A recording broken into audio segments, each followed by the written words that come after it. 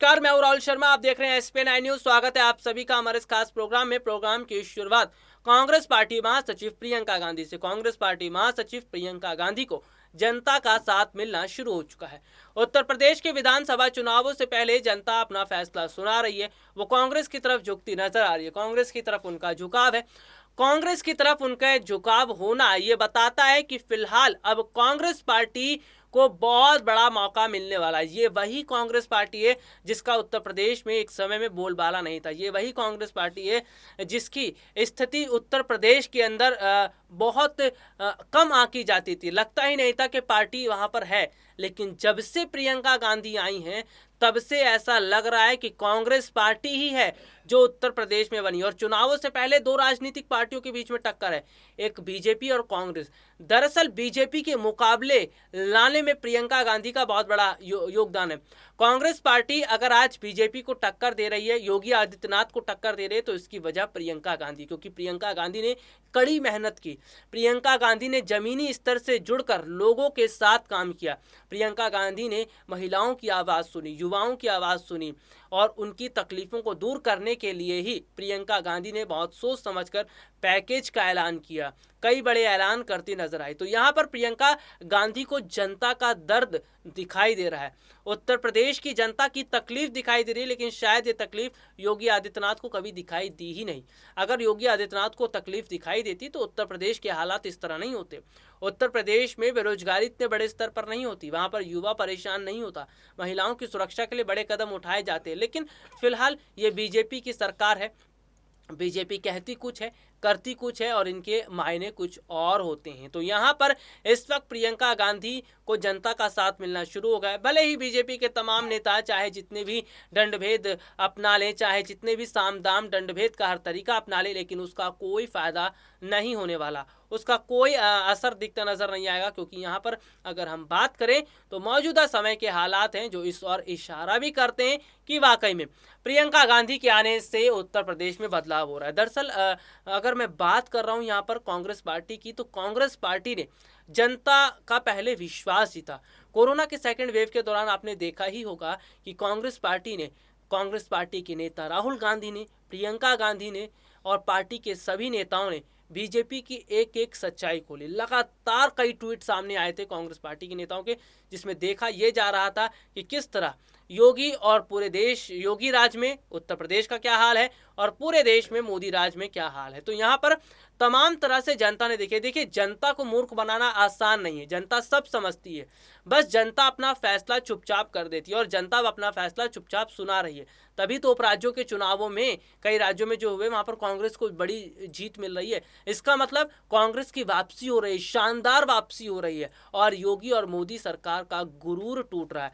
दरअसल मोदी और योगी सरकार को ऐसा लगने लगा था कि वो हमेशा के लिए सत्ता पर बने रहेंगे, हमेशा के लिए सत्ता पर जो है वो काबिज रहेंगे, लेकिन ऐसा नहीं हो रहा है। दरअसल देखने को ये मिल रहा है कि फिलहाल मौजूदा समय के अंदर जो हालात हैं वो अब बहुत कुछ इशारा कर रहे हैं। दरअसल मौजूदा समय के हालात हैं वो ये बता रहे हैं कि जनता ये समझ चुकी है कि हाथी के दांत खाने की और दिखाने की कुछ और, क्योंकि ये बीजेपी है, इनके दांत खाने के कुछ और होते हैं और दिखाने के कुछ और होते हैं।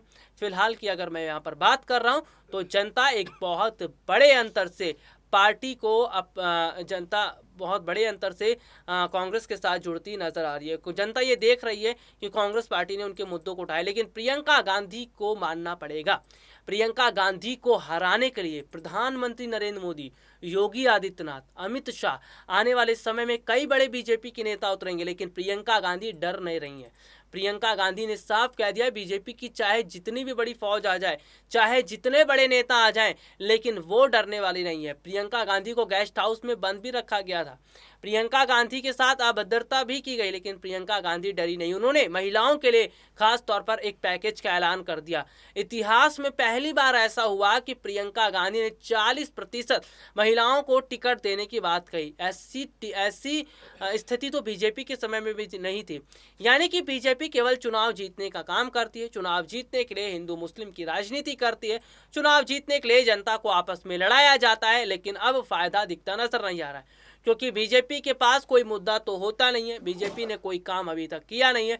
बीजेपी ने कोई काम नहीं किया तो जाहिर सी बात है कि बहुत बड़े हद तक जनता भी देख रही है, सोच रही है, समझ रही है और जनता अब बीजेपी से किनारा करता नजर आ रही है।